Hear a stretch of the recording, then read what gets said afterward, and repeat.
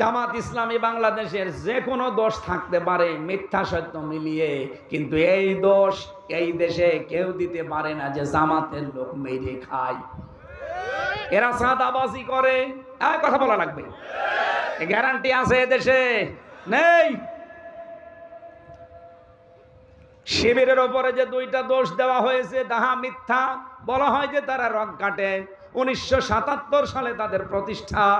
এই 25 সাল পর্যন্ত আজ পর্যন্ত শিবির রক কেটেছে, আমার দেখা তো নেই, জানাও নেই। ধর্ষণ মামলা আজ পর্যন্ত শিবিরের একটাও নেই। বাংলাদেশের 630টা থানায় 77 থেকে 25 পর্যন্ত খোঁজ নিয়ে দেখেন, একটা ধর্ষণ মামলা নেই। অথচ কত দোষ এদের উপরে দেওয়া হয়, আমরা নাকি নারী বিদ্বেষী। আরে ভাই, এই বাংলাদেশে সবচেয়ে বেশি নারীদেরকে সম্মান দেই আমরা।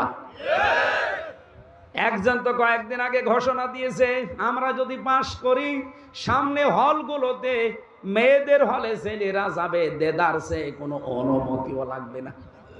একটা কথা হইল।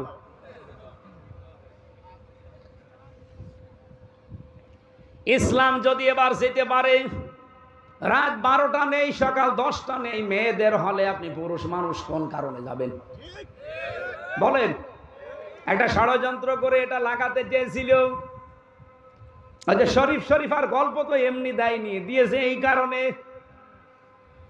ওইটা যদি সত্যি, আমার মনে হয় হাসিনা যদি না পালাতো এতদিন ওইটা এই দেশে চলতো। জামাত ইসলামী বাংলাদেশের যে কোনো দোষ থাকতে পারে মিথ্যা সত্য মিলিয়ে, কিন্তু এই দোষ এই দেশে কেউ দিতে পারে না যে জামাতের লোক মেরে খায়, এরা চাঁদাবাজি করে।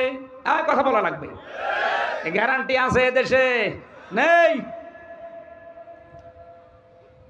শিবিরের ওপরে যে দুইটা দোষ দেওয়া হয়েছে তাহা মিথ্যা। বলা হয় যে তারা রক কাটে। 1977 সালে তাদের প্রতিষ্ঠা। এই 25 সাল পর্যন্ত আজ পর্যন্ত শিবির রক কেটেছে, আমার দেখা তো নেই, জানাও নেই।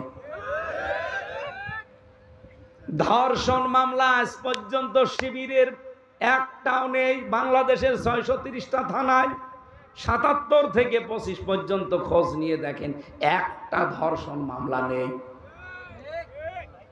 অথচ কত দোষ এদের উপরে দেওয়া হয়, আমরা নাকি নারী বিদ্বেষী। আরে ভাই, এই বাংলাদেশে সবচেয়ে বেশি নারীদেরকে সম্মান দেই আমরা।